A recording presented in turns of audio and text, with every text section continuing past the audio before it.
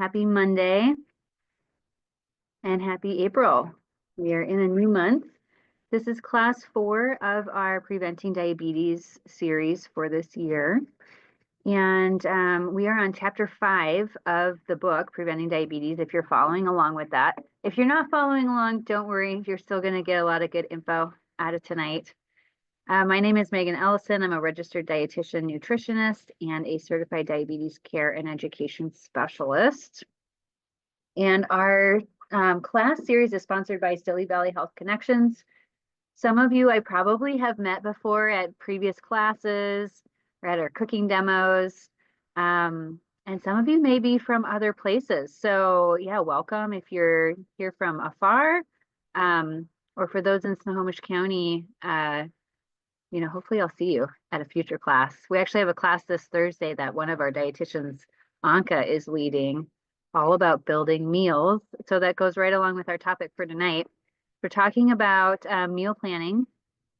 And before we get into that, let's just go through and review class number 3 homework. So we talked about addressing weight management with regard to blood sugar control and what the correlation is there, and how it's not just about weight, but it's really about like the type of mass. Like, do you have enough muscle, for example? Because that is one thing that we're losing just naturally as we age. And that is one thing that really makes blood sugar control harder as we get older. So if you have anything to add to that from last week or any epiphanies that you've had, go ahead and put that in the Q&A and I'll check on that in a minute.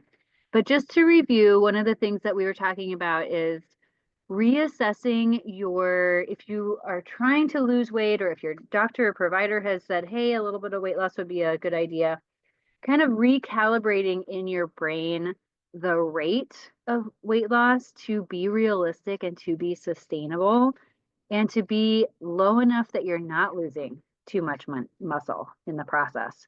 Because naturally we will lose a little bit of muscle. So it's really about like trying to preserve that and thinking about, the long haul, be the turtle or the tortoise instead of the hare, so that we really can get you to your goals without sabotaging health in the meantime. We talked about maybe food journaling a little bit. That is really helpful for some people, maybe including fluids. Sometimes we're just kind of chronically dehydrated.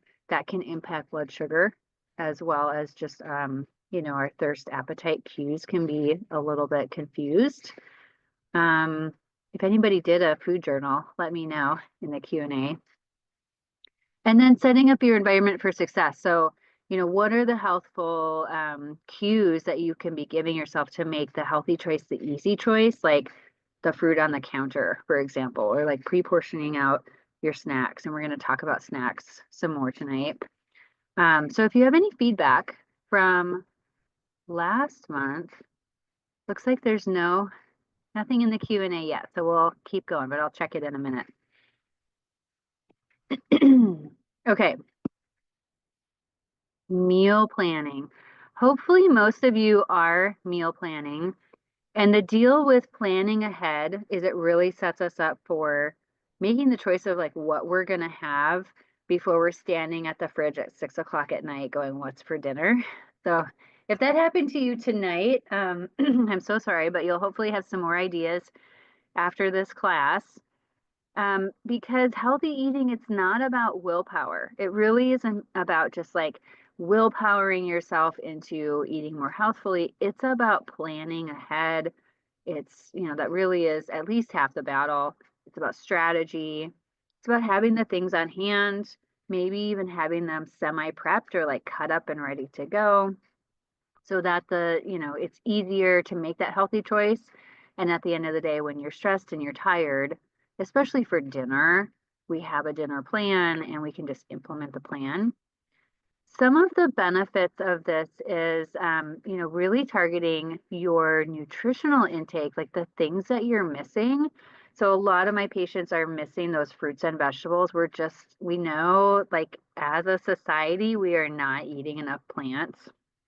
And with blood sugar control and just health in general, the fiber, but also those colors, so the phytonutrients in our plants are associated with healthier outcomes, better blood sugar control, better cholesterol, better weight management, less cardiovascular disease, better blood pressure, a better gut microbiome, which we haven't delved into too much, but our microbes are doing a lot for us. So we really want to be feeding them well, which is with fiber and color. So it's a way to kind of bump up the things you're missing and then increase your overall variety so that you're not just having the same few meals over and over. Definitely we can save money and have less food waste if we are planning ahead and planning on like how to use those leftovers. Like maybe they go into the lunch or they go into a second dinner later in the week.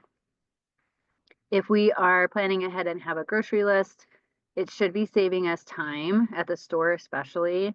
Or maybe some of you are even doing shopping where you get it delivered.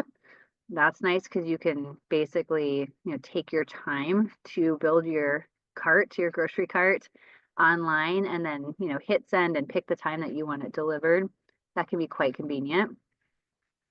Less stress. So, if you don't have a plan and then you feel like you're always behind, that can be stressful. So even just, having that plan where you have a couple options and in your head, like, okay, I'm going to go home tonight and I've got, X, Y, Z to choose from, that really helps with stress. I'm checking the Q&A. Barbara here says, I've been logging for 2 weeks in an attempt to lower my diabetes numbers, so your glucose, and also to lose weight. No changes yet. I'll keep it at 400 calories per meal. Yeah, that's a good goal, actually. That's enough to make you feel satisfied for a while. Like we're going to talk about timing in a minute, but that'll get you through a 3 to 5 hour window, and it's spacing your intake over the day. So you're really basically fueling as you need it over the day. I love that. And then the logging helps, keep you on track with it. That's great, Barbara. Okay. Another benefit of meal planning, if you have multiple people in the house, especially like, people who are always asking you what's for dinner or what's the plan, it helps get everybody on the same page. So in our house, we just have a thing on the refrigerator. It's actually called a boogie board. I don't know if you guys have seen these. It's an electronic, like you can write on it, kind of like a whiteboard, but then you can just erase it and kind of start over. So we will keep like grocery lists on there, or we'll keep like a meal plan for dinners on there. And then there really is no question, like we know what the plan is. So it helps get everybody on the same page. And then it increases flexibility. So it's a little bit counterintuitive, but having structure actually will increase your flexibility. And what I mean by that is, like, let's say you plan your week of dinners, and then Monday night you're in a class online and you're like, I don't want to make the plan that I had thought of for Monday. And there's an easier plan for Thursday. And because you had it, everything got on the grocery list. So now it's all there. So you can swap in Thursday instead of Monday. So you have that flexibility because all of your stuff is on hand for those multiple meals. So you can kind of flex your schedule and flex what you do because you have the ingredients available to you. Okay. I'm gonna clear this.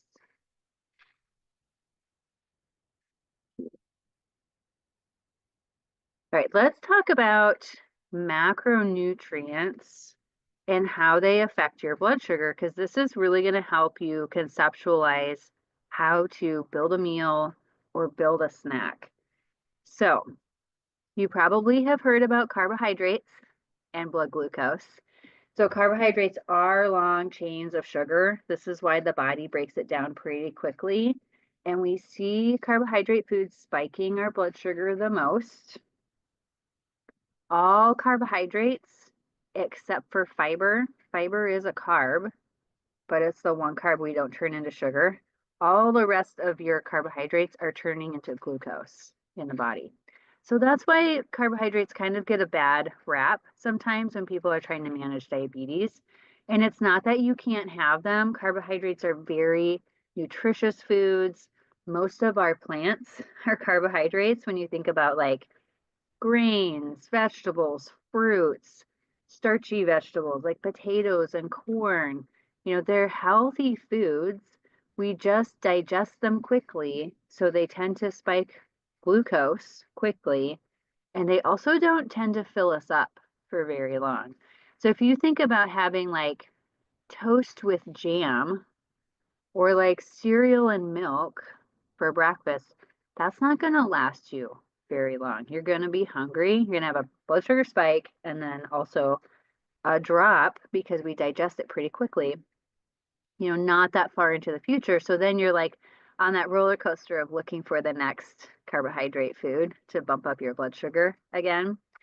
So one of the strategies with this is to always pair your macronutrients. So your macronutrients, basically your carbs, protein, and fat, or where we get calories from, where we get energy from, carbs, protein, and fat. We want to put them together. So you can see here on this graph from the American Diabetes Association, protein takes longer to digest and absorb, and only about half of it, then that's if you get a decent amount of protein, only some of it can actually turn into sugar in the body. With fat, it's very negligible. Like a very minimal portion of fat can actually impact blood sugar at all. And fat takes this long period of time to digest and absorb, so we feel full longer. So if you think about putting an egg on the toast instead of the jam, instead of carbs and carbs, it's like the egg is your protein and fat on the carbohydrate toast. That is a much more paired meal that is going to last you a lot longer. And it's going to slow the digestion of the carbs. So it's not just that you feel full longer, it's that the fat and the protein literally slow down your gastric emptying, or basically your, you know, release into the small intestine of that food where you do that absorbing. So it's slowing down the carbs at the same time. So for example, you know, a baked potato with broccoli and grilled chicken and some cheese and a dollop of sour cream is very different blood sugar wise than French fries, like, you know, straight up mostly carbs. So you want to do this macronutrient pairing at all times if you can. The 2 times to not pair. So there's really only 2 times to not put these together. One is if you're having a low blood sugar. Like if you're on medication, lowers your blood sugar, you know you're having signs and symptoms of hypoglycemia, like woozy, sweaty, shaky, blurred vision, you're craving sugar, and you check your blood sugar and it's low for you, you want to treat it with just carbohydrates, just straight up something that is going to turn into sugar quickly or is already sugar mostly, like actual sugar or those sugar tabs or a piece of fruit or a piece of toast, you know, something very basic. You want it to get into your system quickly if you're having low blood sugar. That's the one time you really don't want protein and fat in that meal. The other time to have carbs by themselves is if you're about to exercise and you know that you're running low on fuel.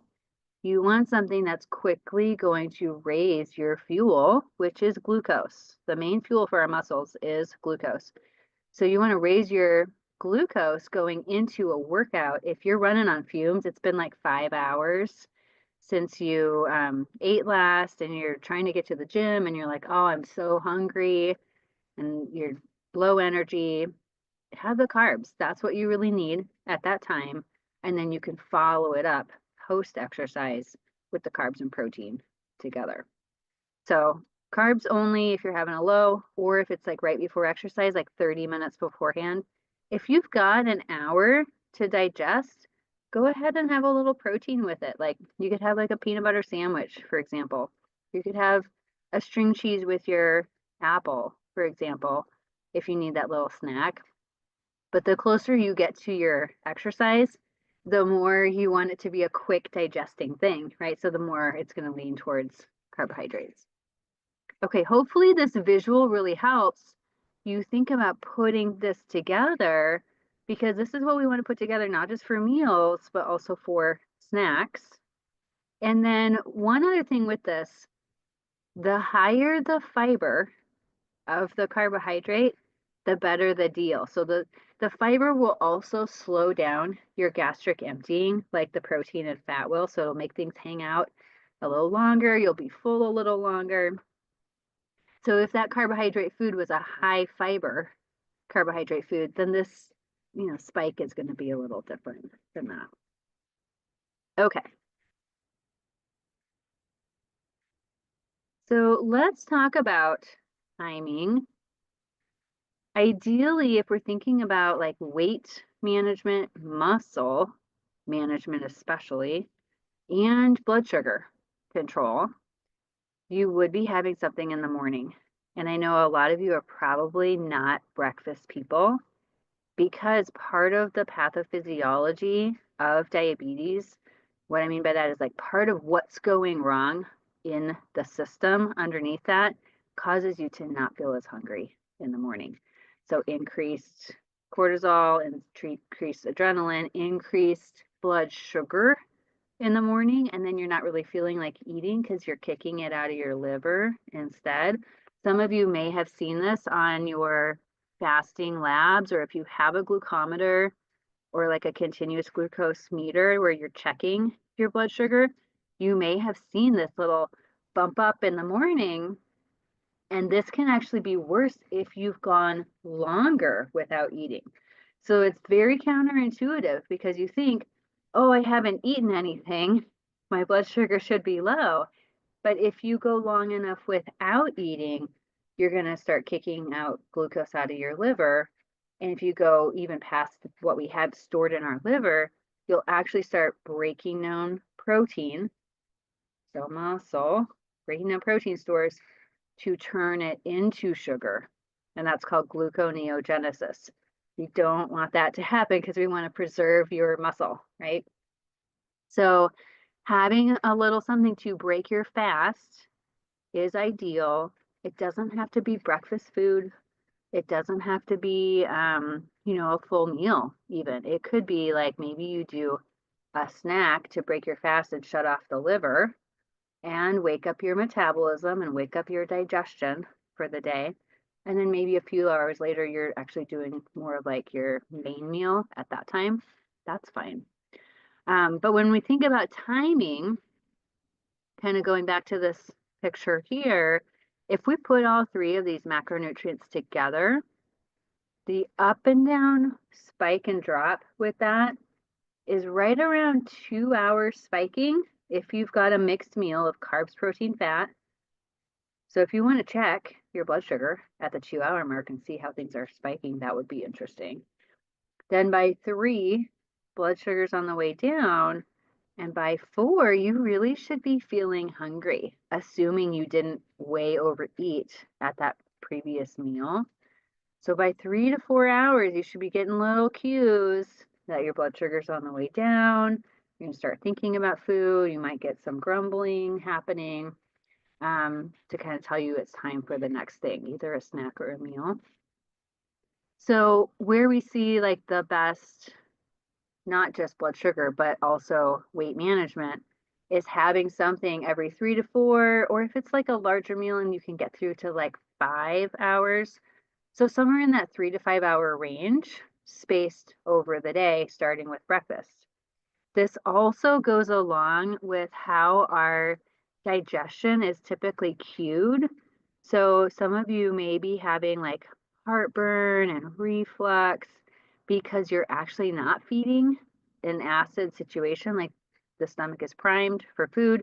We blow past it with coffee and stress, and then all of a sudden you're having some GI issues. But it doesn't mean like eating all day long, right? We still want that break both for digestion, but we want the break also so that your blood sugar can come back down before you have the next little thing. So if you're just like constantly spiking your blood glucose with a little bit here and another thing here, and then you go by the candy jar, and then, it's just like constant throughout the day, then you never get that drop in your blood sugar. And we are looking for, like a rolling hill scenario. So not the roller coaster, but a nice gradual hill situation. Let me look at the Q&A really quick.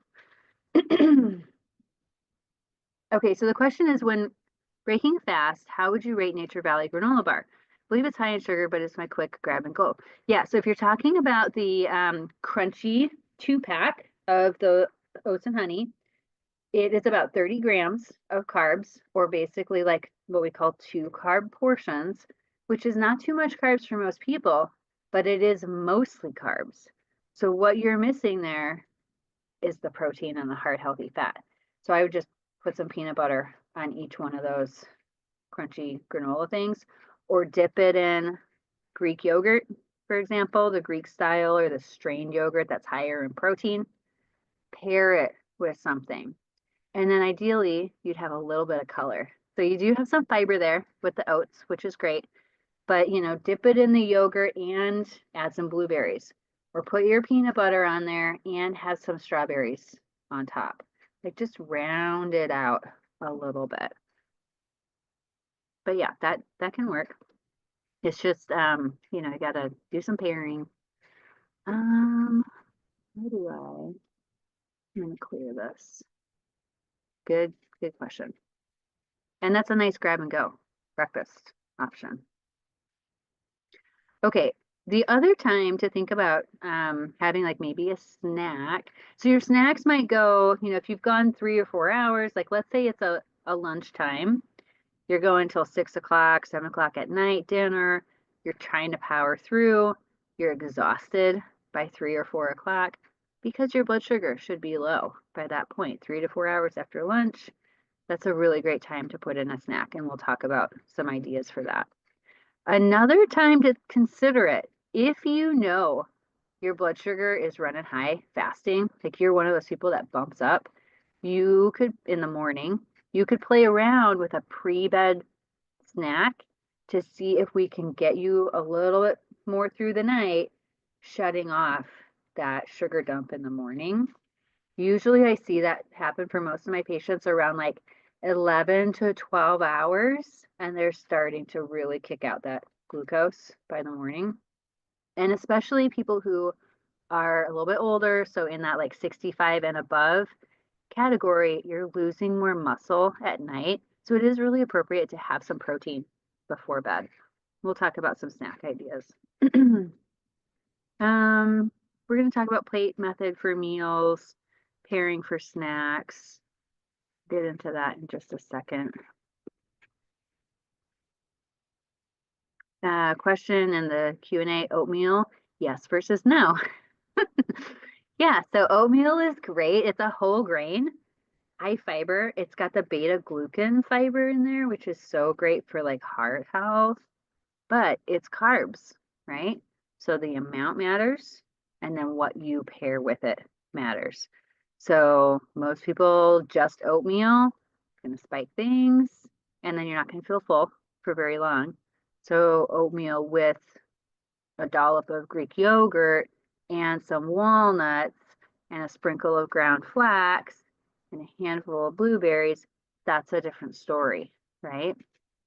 So think about the pairing with that.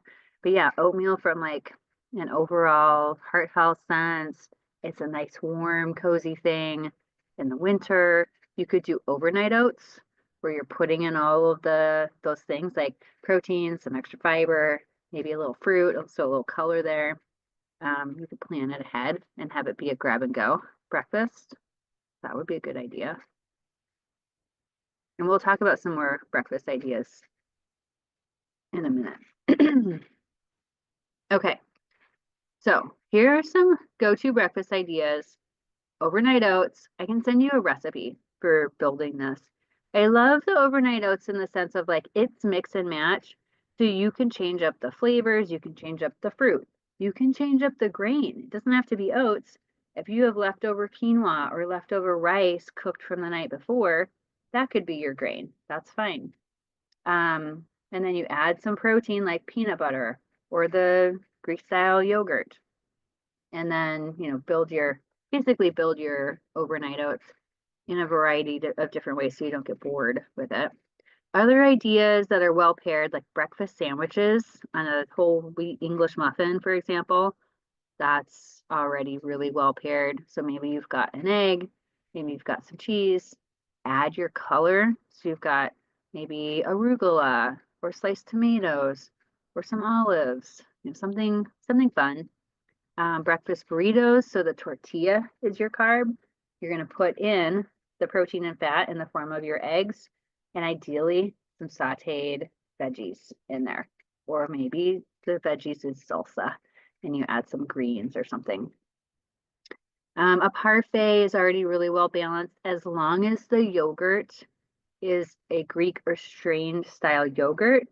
Some of the yogurts out there, just double check it because some of them are really high in carbohydrates and some are really low in carbohydrates. And some are really low in protein and some are really high in protein. So ideally you want one that's high protein and lower carb so that you can fit in the berries and the granola to that parfait. I'll send you a recipe for the make ahead veggie egg muffins. These are basically like the Starbucks sous vide muffins or the little sous vide egg bites that everybody's gone crazy for. You can make those at home ahead of time using your muffin tins. They're way cheaper. You get to put in what you want, and they're still grab and go. And then for those people who really are not breakfast people, even just adding a scoop of protein powder to your coffee, like bumping up your drink in the morning, will help. So you're basically helping with the muscle loss to stop that muscle loss. You've got some protein. You're giving yourself a little bit of calories for a little bit of fuel, and you're starting your metabolism with a little something in the morning. So some pitfalls: skipping breakfast completely, using that stress and caffeine to kind of power through, missing the protein because then you're really sabotaging that muscle side of things. And then I often see people not including a color at breakfast too. A lot of our breakfast food is brown: cereal, toast. Think about where is the color so you're getting a little more fiber there. Okay, let's talk about snacks. So snacks get a bad rap because we have a lot of ultra processed snack food in this nation, and it's everywhere, right? We have access to it pretty much all the time. But snacks can be used to fill the gaps. So snacks for the gaps is what I say sometimes.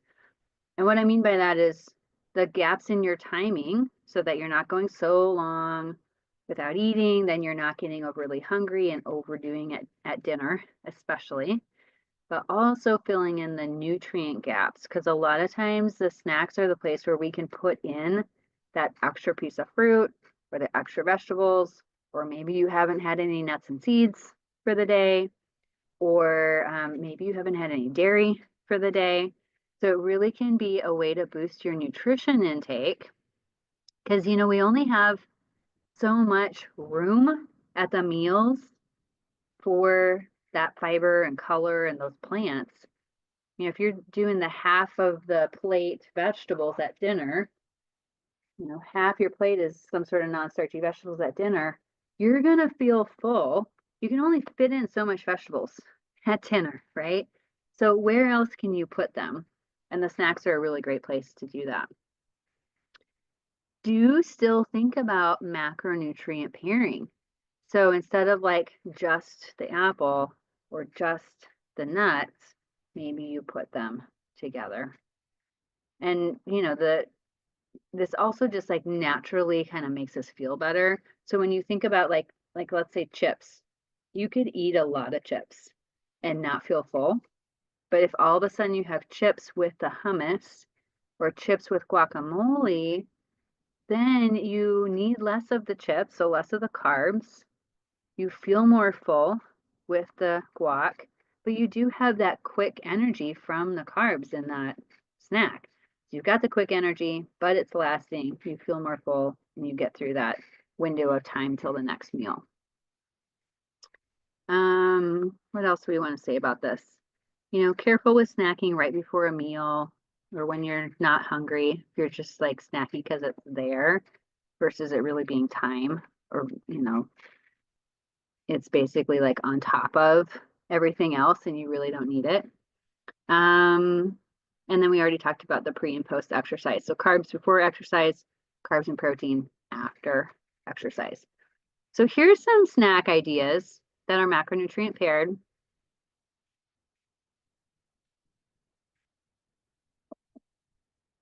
Hopefully some of these look good. Like a trail mix. So dried fruit, dried nuts. I would add some seeds in there, like pepitas or sunflower seeds. Fruit and cheese, fruit and nuts, banana and peanut butter. Those are good snacks. Even something like an orange and dark chocolate. So the dark chocolate is mostly fat. So if it's 70% or higher cocoa content, we consider that dark. That's mostly fat. So that's going to slow down those carbs as well. A nut butter on like an English whole wheat English muffin, Greek yogurt with berries. This is like a caprese salad where you've got tomatoes and mozzarella, maybe a little pesto to go with some bread. All of these are macronutrient paired. If you have any snack ideas, like go-to snack ideas that you really like, go ahead and put them in the Q&A, and I'll look at that in just a minute. Okay, so let's talk about meal planning itself, like for your main meal. So yes, it takes some time up front. Ideally, you would be including other people in the house if you're cooking for other people, or there's multiple, palettes to take into consideration so that everybody has their 2 cents into the plan. Do think about your schedule and, conflicting schedules with the family. So if you've got like soccer or like, tonight I'm doing this class, so hopefully my husband is making dinner while I am doing this class. You can write those into the schedule because then that is part of the plan. Like it's not just a surprise all the time. If you're not sure where to start, plate method is a really good visual for this. So basically you just take the plate, cut it in half. Half is non-starchy vegetables. Quarter is your carbohydrate, which would include things like rice, pasta, potatoes, bread. Quarter is your lean proteins. So that could be your fish or seafood. It could be meat. It could be poultry.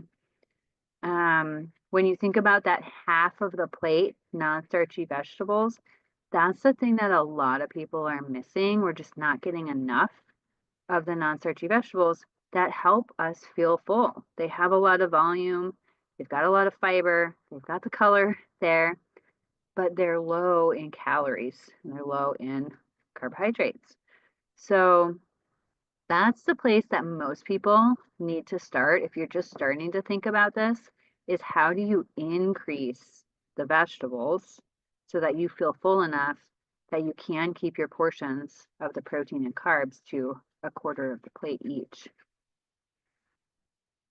Let me look at the Q&A. Question about what do you think about smoothies? Okay, so great question. Smoothies are mostly, when you start out with them, they're mostly fruit, right? They're typically fruit-based. So if they're mostly carbs, then you've got to think about how are you going to round that out to add the protein, add the fiber, add some heart-healthy fats. So for example, the protein could be your Greek-style yogurt, could be a slice of tofu that's just going to blend in there really well. Could be nuts, could be nut butters, could be protein powder. Those would all be great. Then think about fats and fiber.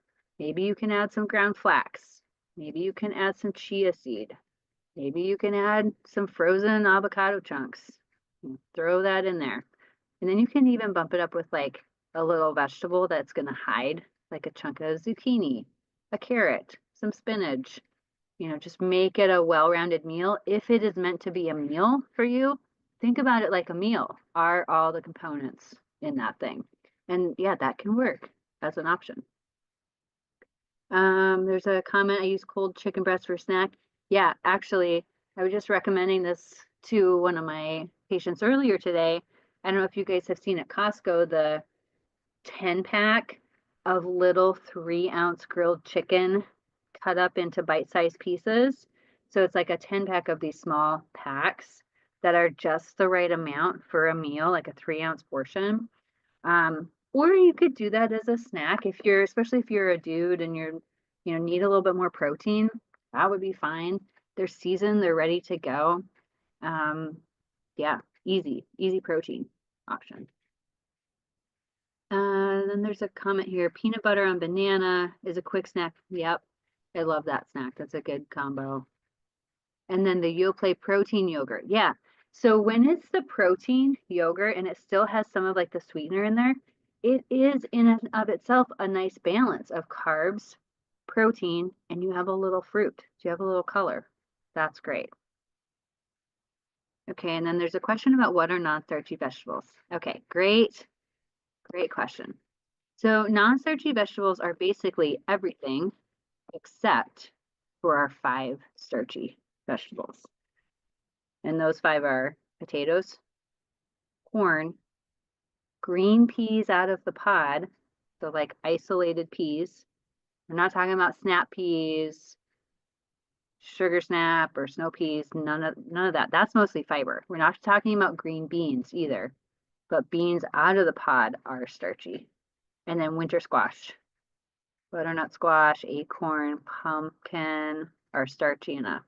So our starchy vegetables, potatoes, corn, peas, beans, and your winter squash, not zucchini, not crookneck. That's mostly fiber. The rest of your vegetables are just non-starchy. So you would have to eat like 3 cups of non-starchy vegetables to equal the same amount of carbs in half a cup of starchy vegetables. So that's a lot of vegetables. Like you'd have to eat 3 cups of broccoli to equal half a cup of potatoes. That's a lot of broccoli. So the more the merrier with the non-starchy veggies. And then the starchy veggies go in your quarter of the plate. They go in your starch category. So like your potatoes would be that quarter of the plate. And there's nothing wrong with potatoes, but just count them towards your carb intake. Okay. Here's some places to look if you just need recipes. Diabetes.org, cookinglight.com, Eating Well, all recipes. Those are all great. I've got a couple books here too, like Diabetes Meals by the Plate. This is basically the plate method. It's all these visuals of how you would put it together. How you would put a plate together. That's kind of fun. This is by the Diabetic Living magazine. Put this out a while ago. Or if you're trying to like change up your intake to be more Mediterranean. So I know Mediterranean diet, like a lot of you might be trying to do that. It is more anti-inflammatory. It has been found to be helpful for blood sugar and cardiovascular disease for sure, but even weight management. So if you're just looking for ideas, Mediterranean Table, this was put out by Prevention magazine a while ago. So there's a couple ideas, but a lot of us already have a lot of ideas either in our cupboards or we've already got cookbooks, or we just need to tweak our portions a little bit to better fit the plate method so we're not just overdoing it on the things that are high calorie and high carbohydrate. Question about beans. Yes, beans like kidney beans, pinto beans, black beans, those are starchy enough. They've been removed from their fibrous pod, so they add up. Beans are interesting because they're technically like right in the middle of this plate. So they are starchy, so we count them, but they have plant-based protein and they're a good protein source. But they're also a vegetable. So where do they fall? So they're kind of right in the middle of this plate. But if you've got beans plus rice and beans plus tortillas. Like they're going to add up. Those carbs are going to add up. So usually we put them in that quarter of the plate because they have enough starch that every half a cup of beans is what we call a carb portion, or about 15 grams. So if all of a sudden you've got the beans plus some other carbs, then you might be seeing your blood sugar spiking because you weren't counting the beans. So yeah, do think about the beans as being a little starchy. Okay. So getting detailed with the meal planning, definitely look at your schedule. Definitely write it down so that you remember, but also it gets the whole family on board. Just, it could be a piece of paper on the fridge, or a whiteboard on the fridge. It could be an app that you share. There are some meal planning apps where you can both log in. Like if you've got a partner who does some of the shopping or the cooking, then you're on the same page. Look at what you have first before you make your plan. Ideally, it would be based on some of the things you already have in the pantry, in the fridge, and the freezer, and you're rotating stock, so kind of first in, first out, and you're using up some of your items you already have, especially the things that are fresh or need to be used up, or like in the freezer that have been there for a while and are getting freezer burned. Rotate through that. Build in some flexibility. Take advantage of the grocery sales. So let's say you go and you had a plan for, steak fajitas and the chicken was on sale. You could go with the chicken. That would be great. And then once you have about 3 to 4 weeks of ideas, like keep the ones that you really like. So keep the winners. You're building your repertoire over time. Once you have like 3 to 4 weeks of ideas, then you really can just like rotate through those for a while and not be super bored, both from a palate sense, but even from a nutrition sense. And then do think about utilizing some of your leftovers or cooking once and having, that be used in multiple meals. So like maybe you grill chicken on the weekend and it goes in, the recipe or the Sunday night dinner, but then you've got some for your lunch, or you've got some for fajitas later in the week. So you can cook once and eat multiple times. And then your book has quite a few ideas in there, so check those out. Let me just check the Q&A really quick. Can you please give us the names of the publications you shared with after the class notes? Yes. Trying to think. I can send that to Christina because you'll get the email from Christina. You will also have a recording of this, but let me just say it again really quick. So Prevention Magazine put out this Mediterranean table, and the Diabetic Living Magazine put out this Meals by the Plate cookbook. And you should be able to find them for cheap online. Okay, with the meal planning, I like to do this kind of in my head. I set it up as like plan A, plan B, plan C, plan D. So you always have a fallback plan. So what I mean by this is plan A is a homemade meal. It's something you've planned for. Maybe it's semi-prepped, like maybe the broccoli florets are already ready to go. Or maybe you've grilled the chicken on the weekend. Or maybe it's a rotisserie chicken. But it's a meal that you're putting together real time at home. If you plan to like have 3 to 5 of those, that gets most families or most people through the week, because naturally there's going to be a night where we eat out, or we want to do something different, or we'll have leftovers. So don't over plan. Like it doesn't have to be every single dinner, because then oftentimes people end up like planning too much and then having food waste. But 3 to 5, is a good starting place. So that's your plan A. Plan B is I don't have time for plan A, or I didn't pull the chicken from the freezer, and plan A isn't going to happen. So plan B is your 15-minute meals that you have in your repertoire, which if you don't have them, I'm going to give you some ideas. But they're your go-to meals that you're not going to get tired of, and you have the ingredients. They're basically made from ingredients you almost always have on hand, and they're well balanced, like winners for the whole family. So they're going to be, not, people aren't just going to turn their nose up at it, right? It's going to be a go-to meal that you can use multiple times.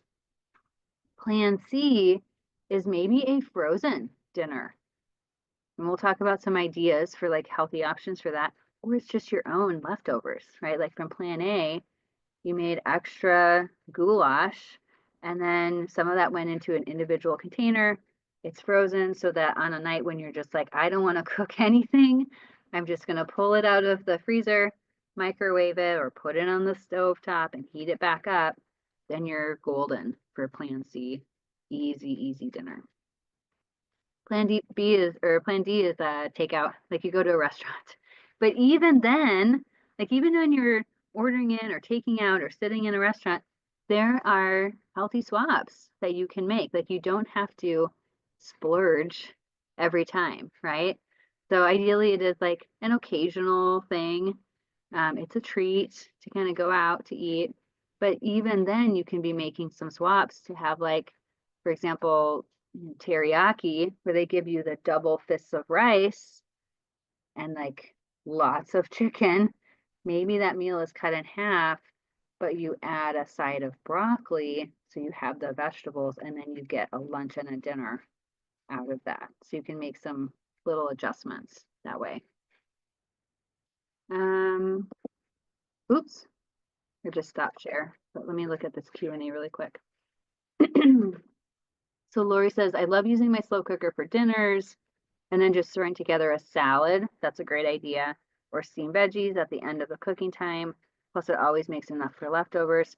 Yes, if your slow cooker is going during the day, it is very unlikely that you're going to go through the drive-through on your way home. It's very unlikely you're going to order takeout, right? Because you know dinner is ready to go. And so you're going to walk in, it's going to smell good. You just implement the plan. And then I love that you are rounding that out with the extra vegetables, because a lot of times like those casseroles or like the slow cooker meal, it's not quite enough of the non-starchy vegetables. So maybe it's like a pot roast with your protein and then your potatoes in there. You can round it out with extra veg on the side. Wonderful idea. Okay, here's another idea, building your own nutrient bowl. This is like batch cooking idea, where you do a little bit on, either the weekend or it could be a weeknight where you just make a big thing of rice, make a big thing of like roasted vegetables, have your rotisserie chicken or whatever protein you're going to use, and then you pick your sauce.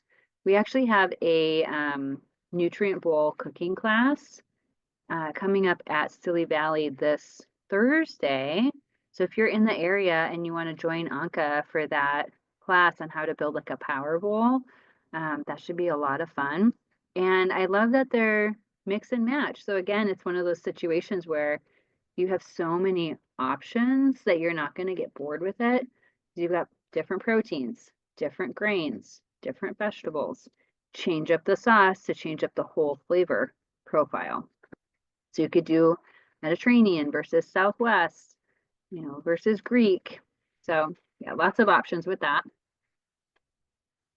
And then here are some of my 15-minute meals. So these are ones that are always a hit. We can do them, quickly.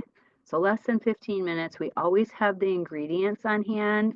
So like the fish tacos, for example, we've always got lettuce, shredded cheese, frozen fish sticks or like little fish fillet things in the freezer that cook in under 15 minutes in the toaster oven, tortillas, and then for a sauce, we just do half salsa, half ranch, put it together. It's a nice kind of, creamy salsa basically on there. And we never get tired of those. They're so good. And it gets you a fish serving for your week. The other one that we often do at home is basically salad for dinner, but it's a big salad. It's like a pasta bowl of your leafy greens, and then we swap out the protein on there. So maybe it's one of those black bean burgers, and we go like southwest with some tortilla chips and some avocado and some corn or whatever else we want to put on there, peppers, black olives, and then like a jalapeno ranch dressing. Or maybe it's more like a salmon salad where you could do a vinaigrette on there. We often use the patties still because they're portion controlled and they're easy to cook, like the salmon patties from Trident Foods. You can get those at Costco and other places, but they're 4-ounce salmon patties. They're already pre-seasoned. You just pop them on a skillet and pan fry them, or on the grill. That works. And then you have this lovely, salmon salad for dinner. Or my favorite lately actually has been a cheeseburger salad. So we've been cooking up the Impossible or like the Beyond burgers just on the stove. While those are cooking, you build your salad. That's going to have basically what goes into a Big Mac. So you've got your lettuce, you've got some tomato, cut up pickles, you chop a little bit of like cheddar cheese on there, Thousand Island dressing, and then you chop up your burger into little pieces, and it's a cheeseburger salad. It's so satisfying, very filling, lower carb. You still have your protein on there. You could add some croutons for crunch if you wanted, but that's a favorite go-to meal of mine lately. Potato patch, we're going to talk about in a second.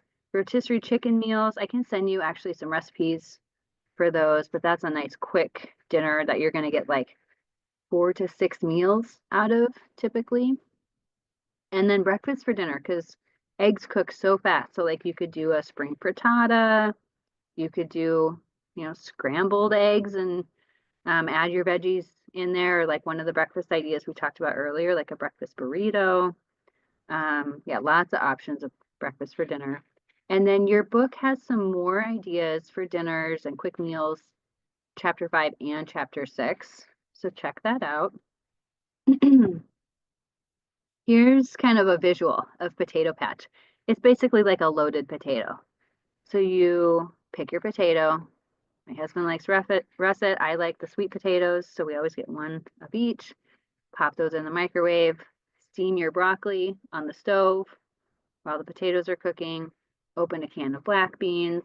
Assemble your toppings: cheese, arugula, salsa, chives, black olives. Maybe you have another or a different protein source instead of the beans. If the beans are too much because you've got carbs with the potatoes, carbs with the beans, maybe you skip the beans and you go with like the grilled chicken or like that little 3-ounce chicken pack we just talked about, or leftover rotisserie chicken, or whatever it is that you want to put on there. Even things like the Greek yogurt as a topper, or like a sour cream as a topper, adds a little protein and some fat. One thing with the potatoes that I will say is a lot of times people shy away from potatoes, but potatoes have a lot of fiber and other nutrients, right? Like high potassium, for example, which helps with blood pressure. So I wouldn't shy away from potatoes, but I would make sure that you've got these other things with them. Like you've got the protein, you've got some high fiber options. And then you can see, if you're checking your blood sugar, you can see how you respond to the potatoes. Kind of next level with this is if you cook the potatoes ahead of time and then they cool, and then you go back to make your potato patch and it's from a cooled potato, in that cooling process, there has been some resistant starches that have linked that act more like fiber. So this is kind of like next level with the carbohydrate thinking, but anytime you cook and cool your starchy foods, potatoes, pasta, rice, you're actually going to have more of that resistant type starch there. And so your blood sugar response to the cooked, cooled, and even reheated starch is going to be different than when it's fresh. So you might want to consider that. Like if you love rice, for example, but it always spikes your blood sugar, you can try cooking, cooling it, and then when you reheat it, seeing what your blood sugar does. Same thing with potatoes, same thing with pasta. In fact, there's a pasta out on the market where they've done this already for you, It's called Dreamfields pasta, where they've basically par cooked it and cooled it so that it made those resistant starches. Then when you go to finish the cooking, there's less that's actually going to be spiking of your blood sugar. So some little fun things to try out.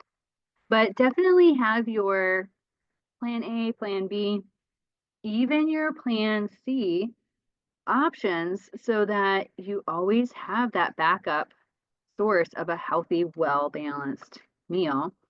Some of those frozen options that I really like are, of course, your own leftovers in a glass container, or the Healthy Choice steamer bowls. Those are really well done. They are tasty. They cook perfectly every time. The Kashi meals are nice because they're more whole food, plant-based. Amy's Organics, the one thing with Amy is she can be a little salty. So go for her low sodium line. It'll have a big orange bar at the top of the box, like if it's enchiladas or something. So look for that reduced sodium. Lean Cuisine, Smart Ones, there's other ones out there. And when you're looking at the salt, ideally it'll be about 600 milligrams or less for that whole frozen meal. And you can find plenty of frozen, well macronutrient paired dinners for less than the 600 milligrams. But do check the serving size, because sometimes, like Amy's Organics, she's a little sneaky. Sometimes she'll say the serving size is for 1 enchilada and there's 2 in the pack, and I'm eating both of those enchiladas, right? So do check the serving size on it. So for the whole serving, the whole meal, it should be 600 milligrams of less or less of salt. And then, read the ingredient list. If it's real food, broccoli, chicken, Alfredo sauce, pasta, you're good to go. So don't worry about, the fact that it's frozen. You could have made it and frozen it, right? So just look at the ingredients, look at the salt especially, and then you can even see, like, when you pull it out, like, is it well paired? Does it have the protein, the carb, the veggie there? Okay. Here's your homework for the week.